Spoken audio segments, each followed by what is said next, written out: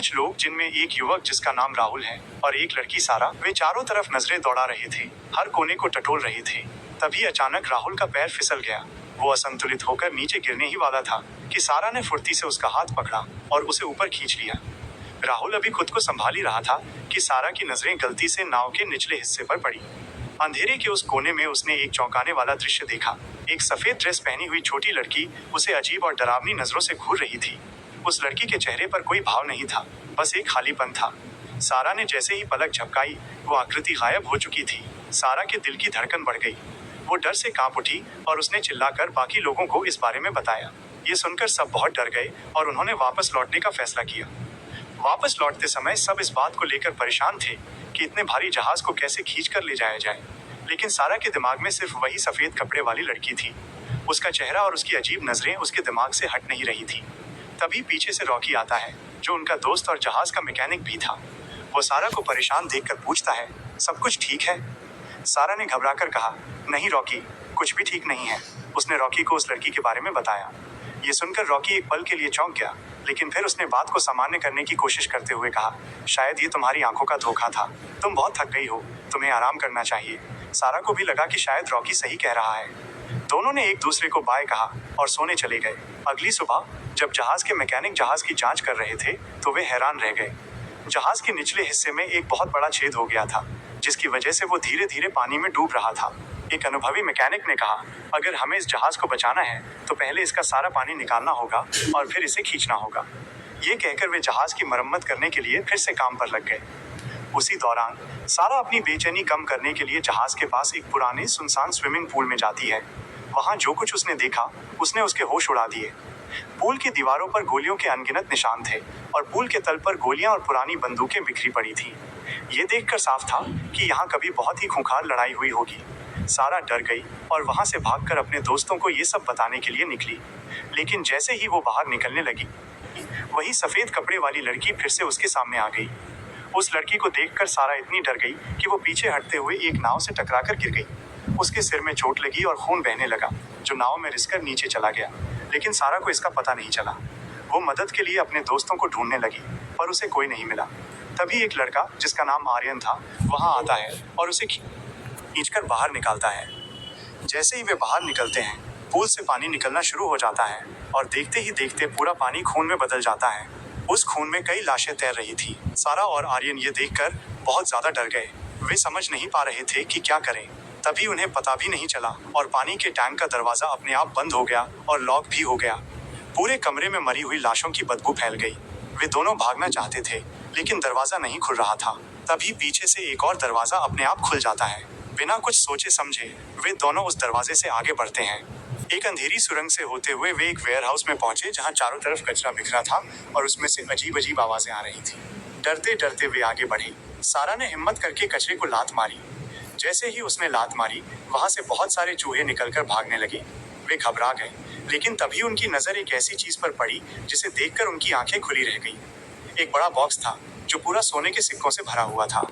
उनकी आंखें इतनी चमक रही थीं, जैसे उन्हें अपनी किस्मत पर यकीन ही ना हो। सारा ने तुरंत अपने बाकी दोस्तों को फोन किया और उन्हें बुला लिया।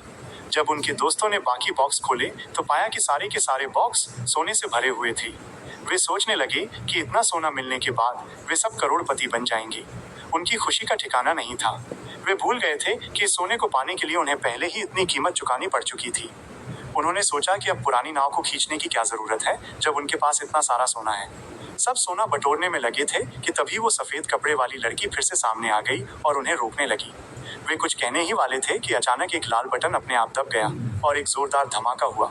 धमाके में सारे लोग जलकर राख हो गए। जो लोग बचे थे, वे उसी नाव पर रुक गए और सिग्नल आने का इंतजार करने लगे। लेकिन अब मदद की कोई उम्मीद नहीं थी, क्योंकि एक के बाद एक अजीब और डरावनी घटनाएं होने लगी थी। दो आदमी किचन में गए, जहां उन्हें एक पुराने डिब्बे में पैक किया हुआ खाना मिला। खाना खराब हो चुका था, लेकिन उनमें से एक ने हिम्मत करके एक चम्मच खाना खाया। वो हैरान रह गया, क्योंकि खाना एकदम ताज़ा था। दोनों जल्दी जल्दी खाना खाने लगे। तभी अचानक खाने का स्वाद बदल गया और वो खाना कीड़े मकोड़ों में बदल गया। वे दोनों घबराकर उल्टी करने लगे और कसम खाई कि अब इस मौत के जहाज पर रखा हुआ कोई भी सामान नहीं खाएंगे। दूसरी तरफ सारा अभी भी उस सफेद कपड़े वाली लड़की को लेकर बहुत गंभीर थी। उसे लगा कि शायद उस लड़की को मदद चाहिए। उसने जहाज के पैसेंजर लॉग वाली एक पुरानी किताब ढूंढी जिसमें से उसे एक छोटी बच्ची का नाम मिला। सारा उस बच्ची की कैबिन तक पहुंची, लेकिन जैसे ही वो वहां पहुंची सारे दरवाजे अपने आप बंद हो गए और सिर्फ एक दरवाजा अपने आप खुल गया। डरते डरते सारा अंदर गई। उसे वहां से एक आवाज सुनाई दी। जब वो आगे बढ़ी और उसने डरते हुए एक अलमारी खोली तो उसने देखा कि उसी सफेद कपड़े वाली बच्ची की लाश लटक रही थी। उस लाश की गर्दन पर एक लॉकेट था। सारा पहले तो बहुत डर गई, लेकिन फिर हिम्मत जुटाकर उसने उस लॉकेट को उतारा। जब उसने लॉकेट खोला तो उसमें एक जवान जोड़े की तस्वीर थी। तभी वो लड़की की आत्मा उसके पीछे आ गई। सारा ने हिम्मत करके वो लॉकेट उस आत्मा को देने की कोशिश की, लेकिन जैसे ही उसने लॉकेट आगे बढ़ाया वो उसके हाथ से बाहर निकल गया, क्योंकि आत्मा कुछ भी पकड़ नहीं सकती थी। उस छोटी बच्ची की आत्मा ने सारा को बताया कि 50 साल पहले इस जहाज के सारे यात्रियों को कुछ लोगों ने मार दिया था। उनकी आत्माएं आज भी इस जहाज में फंसी हुई हैं और वे न तो भाग सकती हैं और न ही मर सकती हैं।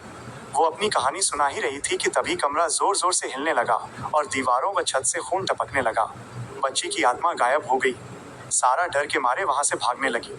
वो अपने दोस्तों को बुलाना चाहती थी, लेकिन तभी उसने देखा कि जहाज का कैप्टन किसी बुरी आत्मा के कब्जे में आ गया है। वो सारा की तरफ बढ़ा और उसका गला दबाकर उसे मारने की कोशिश करने लगा। सारा की किस्मत अच्छी थी कि तभी आर्यन वहां पहुंचा और उसने उस कैप्टन को मारकर पानी के टैंक में फेंक दिया और टैंक को लॉक कर दिया ताकि वो फिर से किसी को नुकसान न पहुंचा सके। वे दोनों एक दूसरे को ढूंढने के लिए निकल पड़े, लेकिन उन्हें ये नहीं पता था कि आर्यन भी उन बुरी आत्माओं के कब्जे में आ चुका था। तभी एक तेज रोशनी आई और चारों तरफ की दीवारें अपने आप हिलने लगी। अगले ही पल वो टूटा फूटा जहाज एक सुनहरी रोशनी से चमक उठा और आर्यन हैरान रह गया।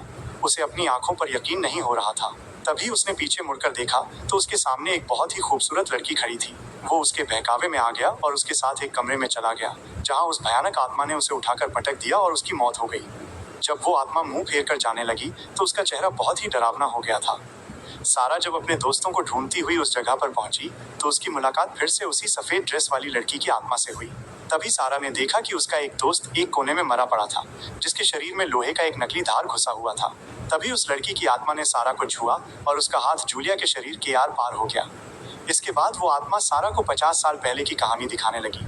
सारा ने देखा कि 50 साल पहले जब उस जहाज पर एक पार्टी चल रही थी, तभी कुछ बदमाश खाना बनाने वालों के वेश में जहाज पर चढ़ गए। उन्होंने किचन में सभी कुक को मार डाला और खाने में जहर मिला दिया, जिसे खाकर सारे यात्री मर गए।